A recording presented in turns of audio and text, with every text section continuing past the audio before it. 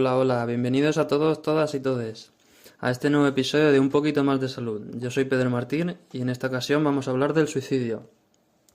A la hora de elegir los temas para el podcast pensé que el suicidio era un tema interesante, pero que ya se hablaba bastante de él.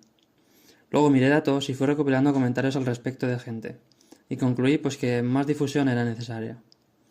Por eso estaremos dando estadísticas, hablaremos sobre mitos, señales y factores en los que fijarnos. ¿Y qué hacer y qué no hacer si somos nosotros o algún allegado el que tiene pensamientos suicidas? Para ello contaremos con la ayuda de la doctora Vanessa Sánchez Martínez. Ella es enfermera especialista en salud mental, con amplia experiencia asistencial y que actualmente trabaja como profesora en la Universidad de Valencia. Bien, antes de comenzar definiremos qué es el suicidio. El suicidio lo podemos definir como el acto de quitarse la vida de forma voluntaria, en el que intervienen tanto pensamientos suicidas como el acto suicida en sí. Se trata de una realidad muy compleja en la que pueden intervenir numerosos factores y contextos. Por factores de riesgo podemos estar hablando de aislamiento, salud precaria, depresión, alcoholismo, baja autoestima, sentimientos de desesperanza, rechazo familiar y social, entre muchos otros. Es un gran problema de salud pública que se encuentra en crecimiento. En los últimos años se bate el récord cada año, y en 2021 se cerró el año con un total de 4.003 muertes. Entre ellas 22 muertes de menores de 15 años. Entre los jóvenes de entre 15 y 29 años es la principal causa de muerte, superando accidentes de tráfico y tumores. 999 personas también mayores de 70 años fallecieron por suicidio. Respecto a la cifra global, mueren 4 veces más personas en España por suicidio que por accidentes de tráfico, lo que nos puede ayudar a comprender la complejidad del problema. Debemos entender también que por cada acto consumado hay muchos intentos fallidos. Aún así podemos estar hablando de 11 suicidios consumados al día en España, muchos de ellos con contacto médico previo. Algunos de los comentarios que escuché y por los que decidí escoger este tema son los siguientes. 2 hostias y se le quita la tontería. Este es el típico loco que lo mismo se mata a él que pilla una pistola y mata a otra persona. Si te quieres suicidar, pues te suicidas bien, macho. No tomando pastillas, eso lo haces para llamar la atención. Vale, pues estos comentarios son muy graves. Para evitar seguir escuchando estos comentarios de este tipo, es fundamental combatir estos pensamientos erróneos o mitos. Para ello, Vanessa nos hablará sobre ellos. Efectivamente, Pedro, la conducta suicida está rodeada de mitos. Me gustaría que destacáramos algunos para intentar romperlos, porque creo que es clave que los estudiemos o los conozcamos como mitos para no caer en ellos. Por ejemplo, uno de los que más daño hacen es la creencia de que quien quiere hacerlo no lo dice y quien lo dice no lo hace. Las personas que tienen la intención de suicidarse o que ven como salida a su situación el suicidio, sí que buscan ayuda, mayoritariamente sí que lo hacen. De manera que cuando alguien nos manifieste con una serie de señales que tiene la idea de desaparecer, de quitarse de en medio, de suicidarse, algunas personas lo dicen más abiertamente y otras menos, podemos hablar sobre esto más adelante si quieres, pues que se tienen que tener en cuenta cualquier señal sugerente de que la persona está valorando el suicidio como alternativa. Otro de los mitos que creo que es importante resaltar es que el suicidio es hereditario. Esto claramente es un mito. Si bien es cierto que las personas podemos heredar alguna estrategia de afrontamiento de nuestra familia y podemos aprender algunas estrategias de afrontamiento dentro de la familia, esto no quiere decir que no sean reversibles o que no se puedan trabajar, y que el hecho de que además las veamos como algo hereditario nos hace como muy difícil pensar que podemos combatirlo, ¿no? Las personas que tienen antecedentes familiares de suicidio pues sí que pueden trabajar en otras estrategias para resolver problemas o pueden buscar ayuda cuando se encuentran en una situación de riesgo. Otra de los mitos sería que hablar sobre el suicidio es incitar a cometerlo. Este mito hace muchísimo daño, ya que en muchas ocasiones las personas que están valorando el suicidio como salida no tienen con quién hablarlo, no tienen con quién comentar sobre el tema, y esto les hace sentirse muy solos o solas y les lleva todavía más a la desesperanza y a la desesperación, de manera que abrir una puerta a escuchar a una persona que tiene ideas de suicidio, pues en general va a ser positivo. Y digo en general porque hablar de suicidio de cualquier manera o hablar en cualesquiera términos no es necesariamente positivo. No solo hay que visibilizar la realidad del suicidio, también hay que hacerlo de forma adecuada, ¿no? Los medios de comunicación tienen aquí una herramientas muy potentes como la forma de comunicar el suicidio. En lugar de centrarse, por ejemplo, en los métodos empleados, pues hay que centrarnos en qué es lo que no se ha visto a tiempo o cómo se podría haber intervenido. Otro mito es que las personas que se suicidan tienen un trastorno mental. Realmente el 90% de las personas que se suicidan, al valorar sus antecedentes, sí que se les podría asignar o atribuir un diagnóstico psiquiátrico, pero es verdad que hay otro 10% de las personas que se suicidan que no tienen ningún trastorno y que a lo mejor se están viendo superadas por unas circunstancias vitales en las que les podría venir muy bien un soporte, pero que no lo reciben de forma adecuada y por tanto se suicidan. Uno de los errores, y que también es un mito sobre el suicidio, es que el suicidio es un acto de cobardía o, en el extremo contrario, que el suicidio es un acto de valentía.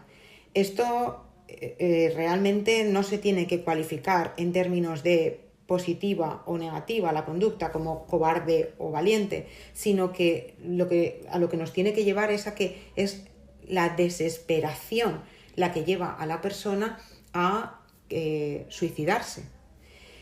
Esto también guarda relación con otro mito, que es que la persona que intenta suicidarse desea morir.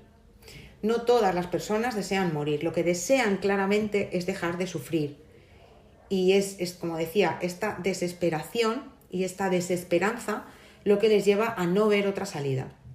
Y por tanto, pues tenemos que ayudar a paliar ese sufrimiento o a que la persona no se sienta tan sola o a que la persona se sienta ayudada o acompañada en su proceso de sufrimiento para conseguir paliarlo y que realmente vea una salida diferente. Y el último mito que me gustaría comentar es que el que nos hace creer que el suicidio no se puede prevenir.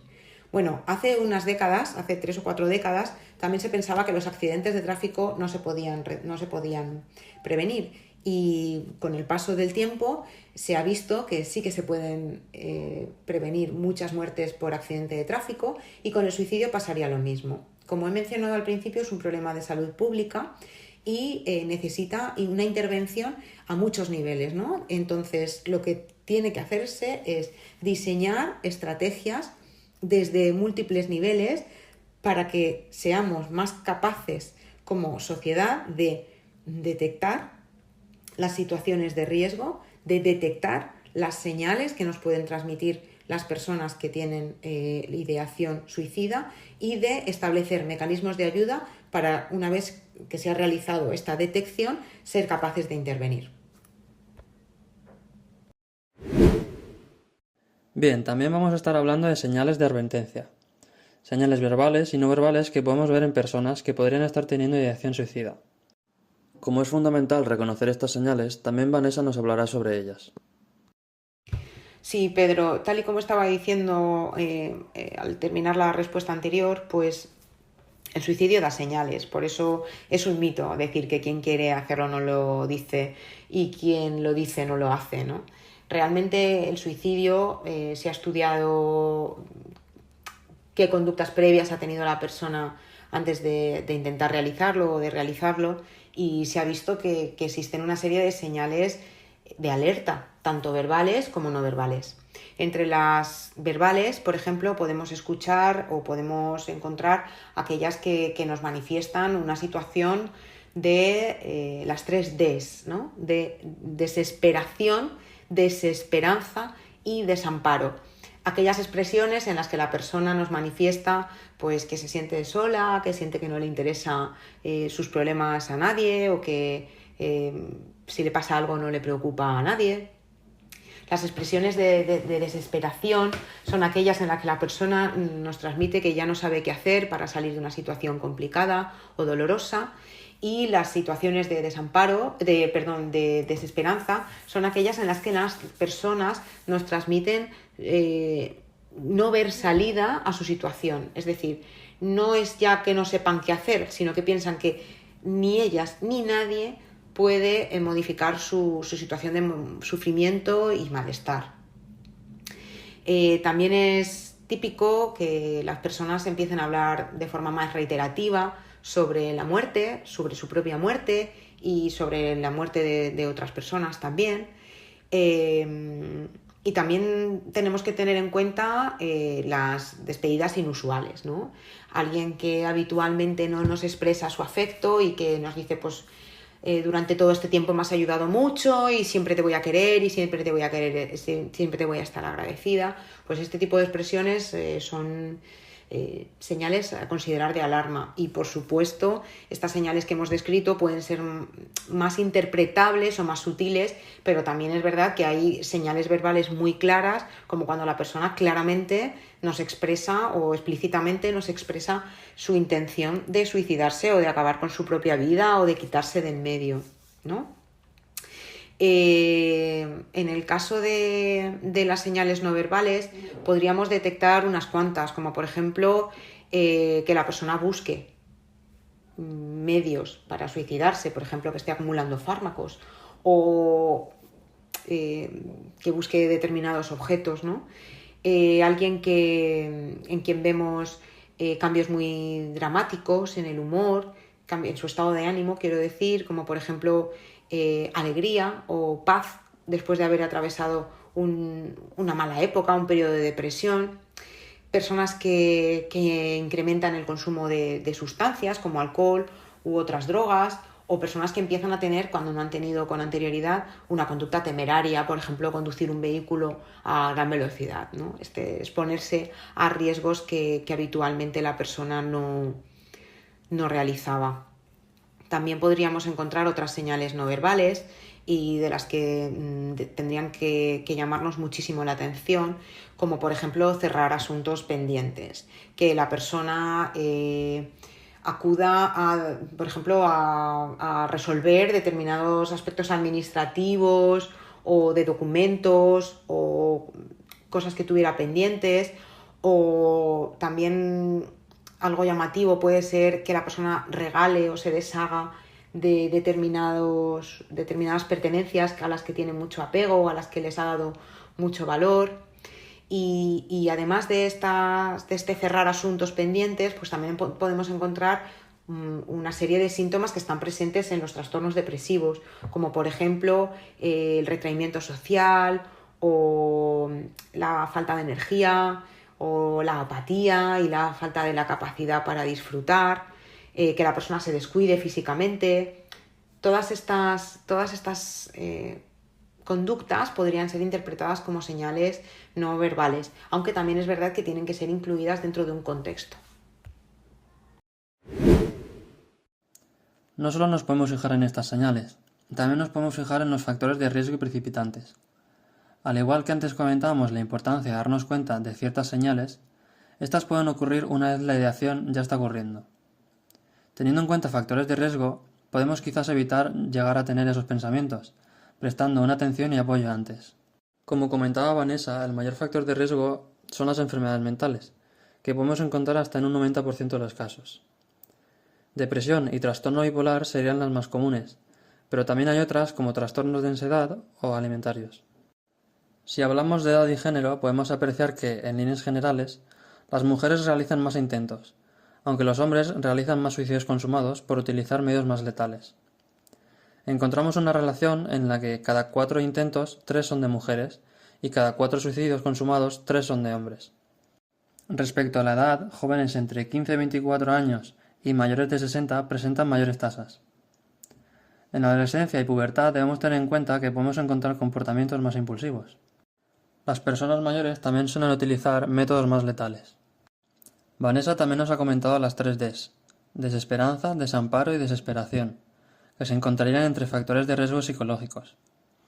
Otros factores de riesgo psicológico sería pensamiento dicotómico, es decir, blanco o negro, sin grises, la rigidez mental, que vendría a ser que se es incapaz de pensar distinto, perfeccionismo, dificultad para la resolución de problemas y sobregeneralización del recuerdo biográfico.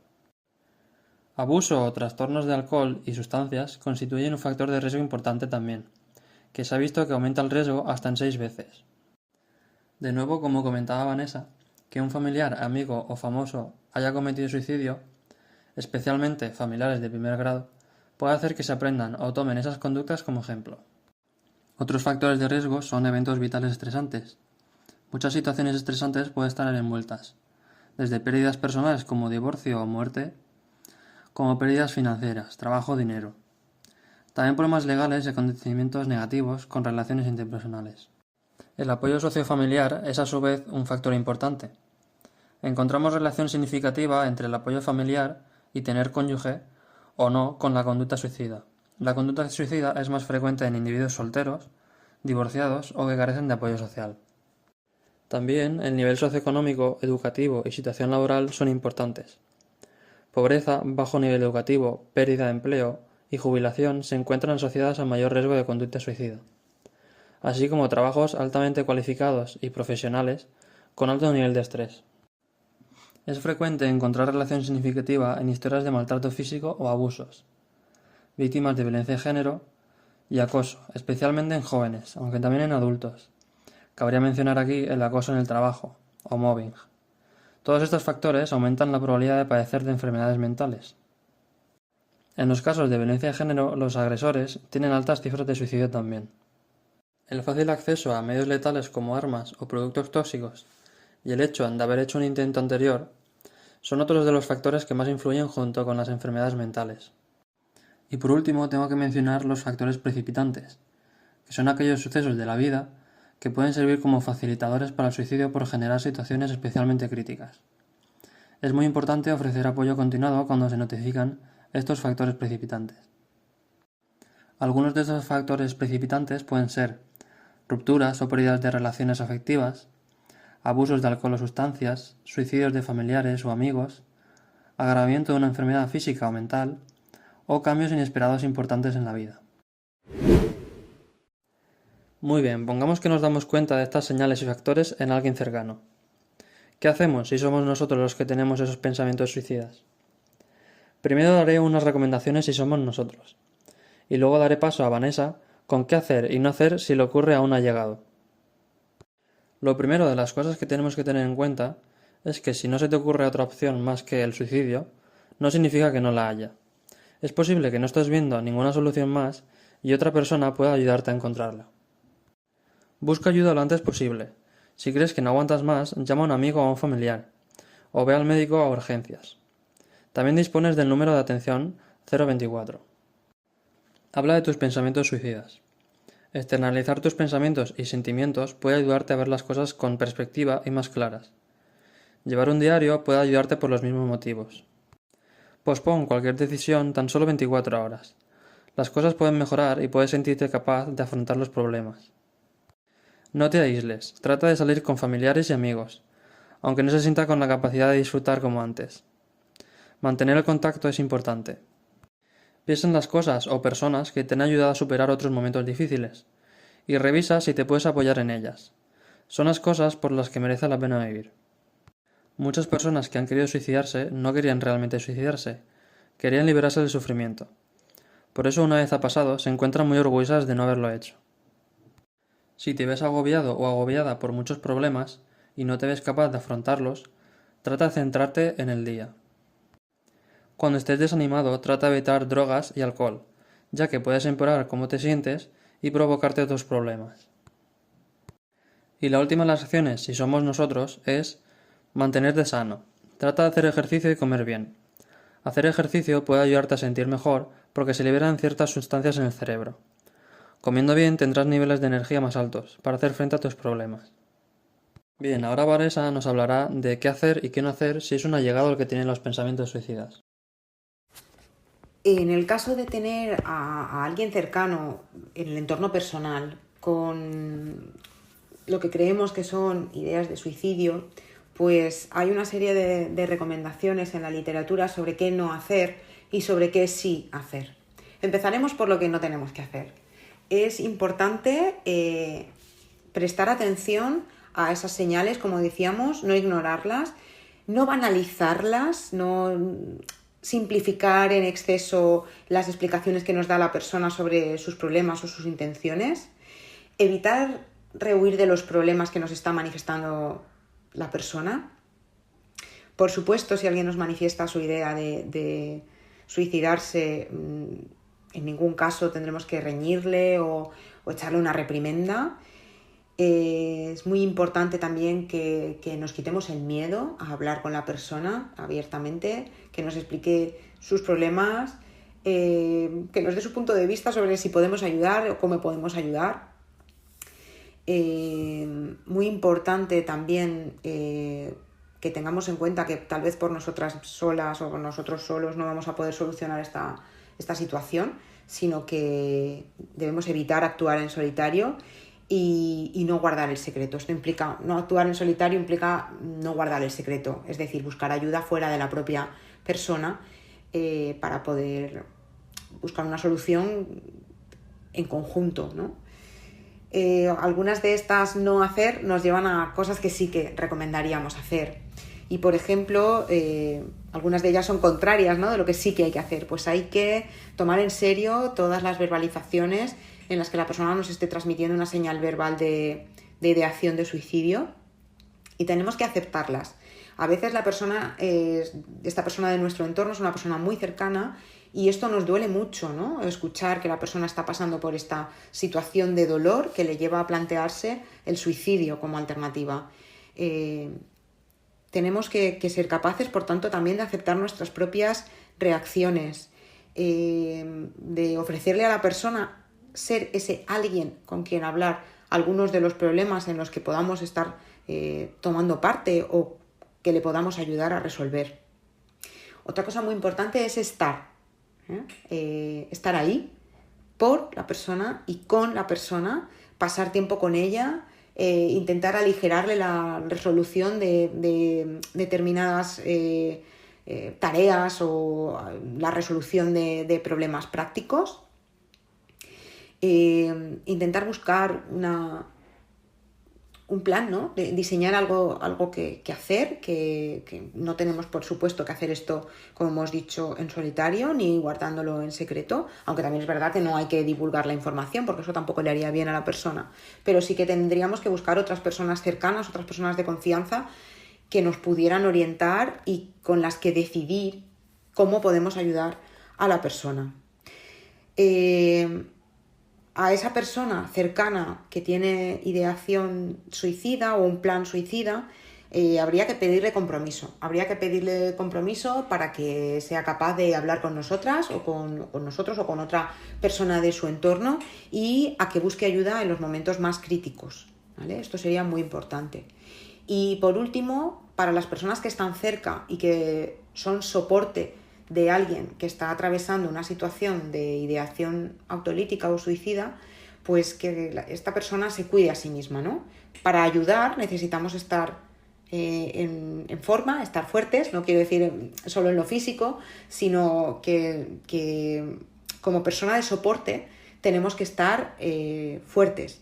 Tampoco podemos sobrecargarnos y tendremos que tratar de intentar redistribuir el peso. También es importante que las personas que dan soporte estén informadas de cómo pueden buscar ayuda. En algunos casos nos va a venir bien tener los teléfonos de soporte, como puedan ser el 024 o el teléfono de la Esperanza, y en situaciones más críticas y urgentes se puede recurrir al uso del 112. Junto con estas llamadas también podemos saber qué pasos tenemos que dar a nivel profesional o qué pasos tenemos que dar a nivel administrativo para que la persona pueda recibir apoyo profesional para manejar esta conducta suicida. En relación al último punto y antes de terminar, me gustaría decir que hay numerosos recursos en los que podemos buscar ayuda, empezando por el sistema sanitario público. A la hora de acceder a los trámites para conseguir ayuda sanitaria, médicos, psiquiatras, psicólogos o enfermeras especialistas y ser tratado a medio y largo plazo, es necesario que la persona sea valorada en un centro de salud mental. Si la persona se encuentra en una situación muy aguda y de riesgo de suicidio inminente, conviene ir rápidamente a la unidad de urgencias. Allí se le atendería y valoraría la necesidad de ingresar. Otro gran recurso que nos ofrece el Estado es el número 024, que es gratuito, confidencial y se encuentra disponible a las 24 horas. Como digo, hay muchos recursos. En mi perfil de Instagram estaré colgando una lista de ellos, de forma que revisarlo. Y nada, pues ya hemos llegado al final de otro episodio. Espero que os haya gustado, muchas gracias a Vanessa por colaborar en el episodio, y recordad dar like, comentar y compartir el proyecto. Y con lo dicho, que tengáis un poquito más de salud.